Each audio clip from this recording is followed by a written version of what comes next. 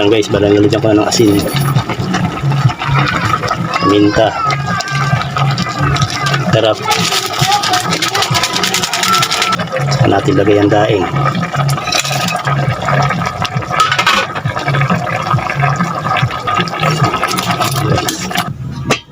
Yan guys, oh. Yan ang kapatner niya, saging na saba.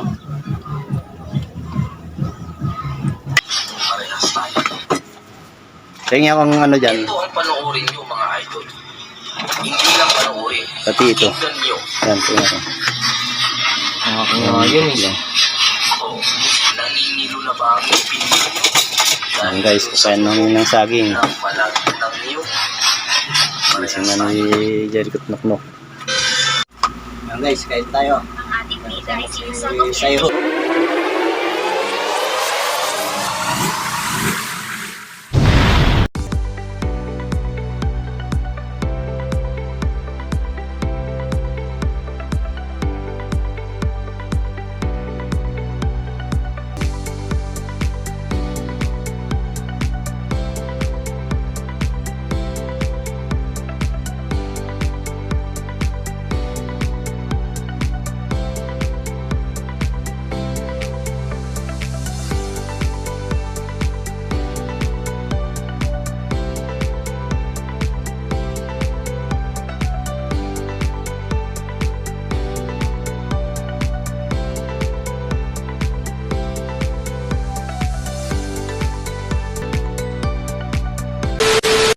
Umaga, bali nagluto ko ng saging na saba. Bali ilaw po yan. Bali papartner natin sa aking ulam na niluto na puso ng saging sa kaupo. Bali naluwan ko po ng daing.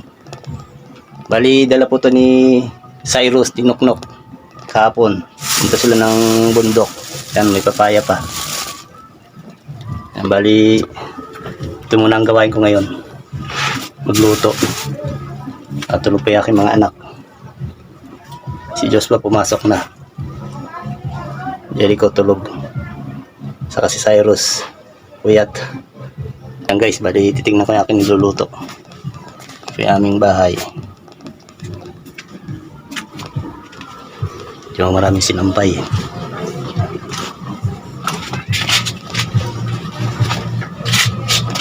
Yan guys, magandang umaga. Bali nagluto ko ngayon ng aming ulam. Puso ng saging sa kaupo. Bali, haluan po natin ang daing yan.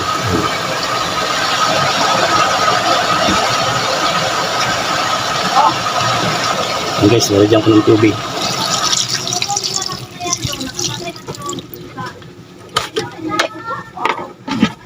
Yan guys, nalagyan ko ng asin, minta, asik sarap.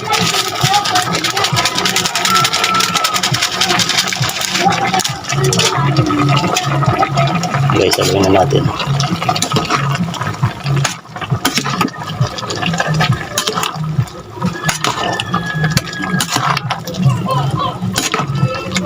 Simpleng luto lang.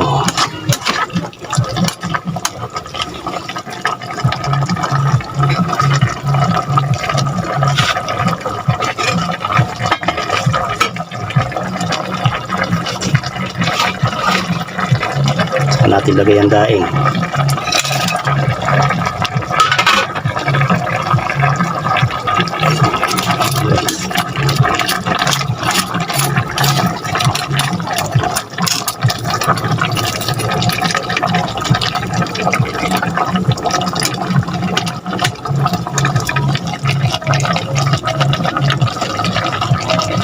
Guys, takpan natin.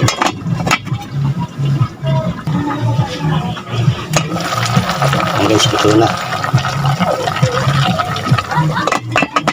Sunod natin yung tubig na init. Guys. Yan guys, oh. Yan ang kapatner niya, saging na saba.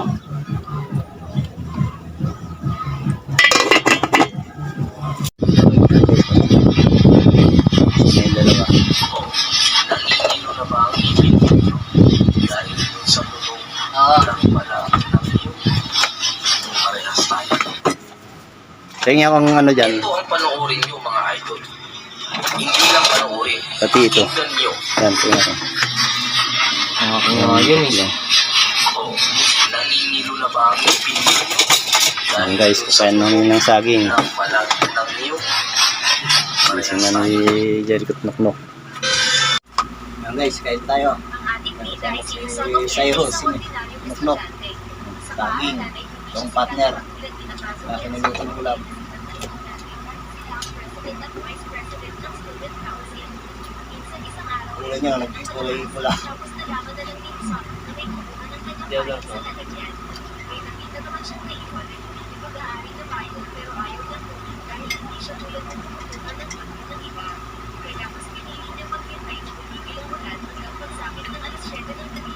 Nakita siya ni Nakaso ni Ansuso na paglabas ng mga ito sa Student Council at saktong classmate pala ni Suki. Kaya na siya pinahiraman ng extra limang payo. Pag nakasama silang naglakad palabas at nag-usap na parang magkamakilala. Kahit na hindi utos, nakita ng utos ng President at Vice President kaya naisip niya magtuwa ang mga ito. Pero sinabi ng dalawa na mali ang akala niya. Bigla silang natigil ng mamalinig si Suki at Susune ng tunog ng kampana ng simbahan na hindi marinig ni Usano. Ngunit paglapit niya sa dalawa ay biglang naliwanan ang kanilang kinakatayuan at nagkaroon ng isang magic circle. Naiisip ni Susune na baka totoo yung nakapanood ko kay Wakama sa ibang pagpuno ng magic at healings. Kaya nagtumulan si Usano na gawin magbabanyan pala ang president nila. Nagbanatan mo bang dalawang saging? Na naiisip na lang ni Suki si Usano at nalaman niya nasa harap sila ng isang hari.